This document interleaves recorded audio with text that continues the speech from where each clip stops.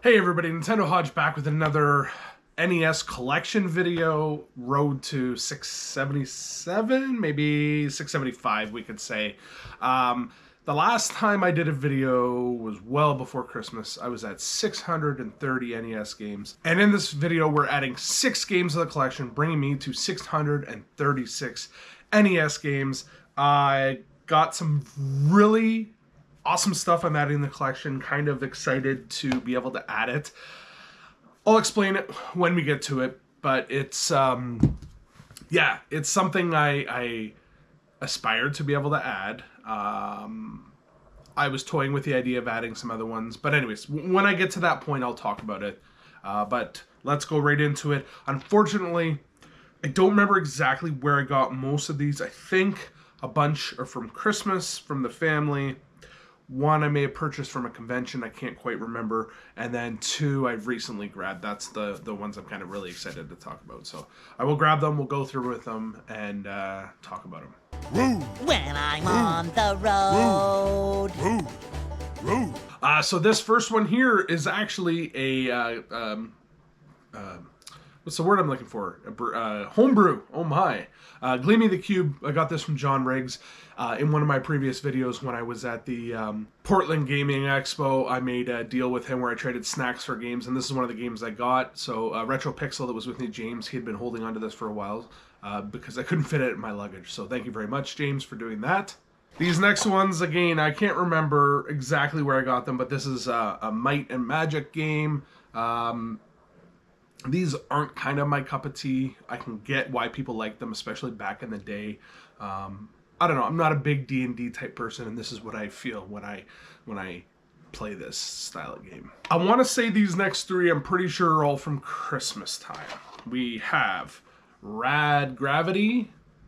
Don't think this is very good. Honestly, don't recall it playing it. I know I've tested it. But I don't think this is really that good of a game. We have Lethal Weapon. I'm not a big Lethal Weapon movie fan to begin with. I remember playing this where I think you can switch between each character. And I think if one dies, you start playing as the other character, which was kind of neat. It is an Ocean game, and Ocean does some pretty quality stuff across the board. I think this one was just kind of okay. I don't remember, but it's part of the collection now. This definitely was a Christmas present from the family, uninvited on the NES. Very good shape. I like this. I think it's fun. Point and click adventure, trial and error. Do the wrong thing, you die, start over. But it's one of those games where once you figure it out, you can play through it. So I do enjoy these, and who doesn't love that cover? I really like that. And thanks to the family for the Christmas present. All right, so these next 2, some big ads for the collection. So I had what is called a Nintendo. It was a knockoff arcade cabinet created in Canada, I believe. And it had an NES built into it, but 2 arcade sticks. So you could put in an NES game, play it, and then it actually was set on a timer where I don't know if it was every 5 minutes you had to put in another quarter to be able to continue to play type thing. That was, I believe, locked out on it, or it just changed to a button that you hit. You didn't have to put money in it. Anyways, I've had that for a while. It was down in the basement for a while. It was been stored in my garage for a while. I wasn't planning on getting rid of it because it was a neat little piece of Nintendo history, sort of. But a friend of mine who attends the swaps reached out to me, saw a post I did about it, and said, hey, if you do want to get rid of it, just keep me in mind. I'll take it off your hands. I'm going to make him an offer he can't refuse. And in the words of Godfather, he made me an offer I couldn't refuse. So with that being sold off, it was, in a sense, found money, more money than what I paid for the machine. And so I figured, why not spend it on some higher tier NES games? So the first one we grabbed was Dracula, or I guess it's Bram Stoker's Dracula. Not super expensive, but one you don't see that often, and actually kind of a fun game once I figured out what to do. It's a platforming puzzle-ish game, I guess, sort of. You got to kind of move around the map and The part I found hardest is figuring out how to get down a level. I guess you had to jump on the dirt that's soft and press down, and then it breaks and you can go through. So honestly, I've never seen the movie. Not sure if it's any good, but I did read that it does follow the movie somewhat-ish. So yeah, Bram Stoker's Dracula. And then this is the one, the biggie.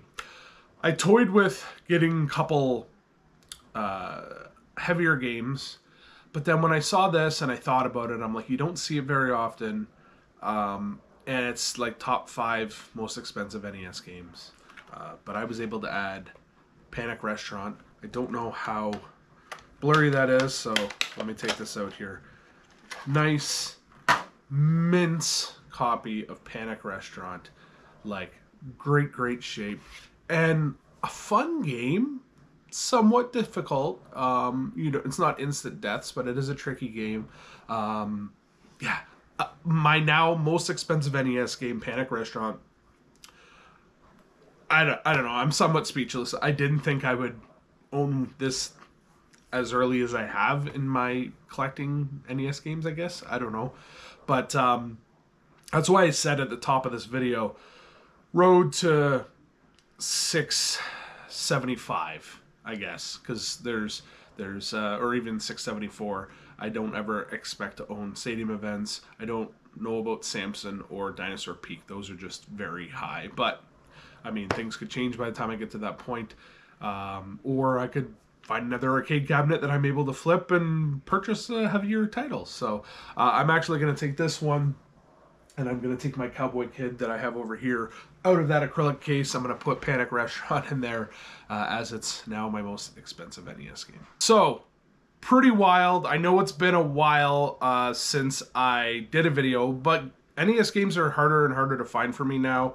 I do have some lower tier $20 games, not that many, and then it just keeps going up from there and there and there. But I think I have at least 25 games that are under $100 mark. So these videos will just be fewer and far between. I'll just make other content like I have been with Booth 134. Hopefully people are enjoying those. But definitely happy to put these in the collection. Thumbnail shot. So yeah, that is it for this video. The road to 675, maybe? I don't know, but it's my Nintendo collecting video. So anyways, thanks for watching, and we'll see everybody in the next one.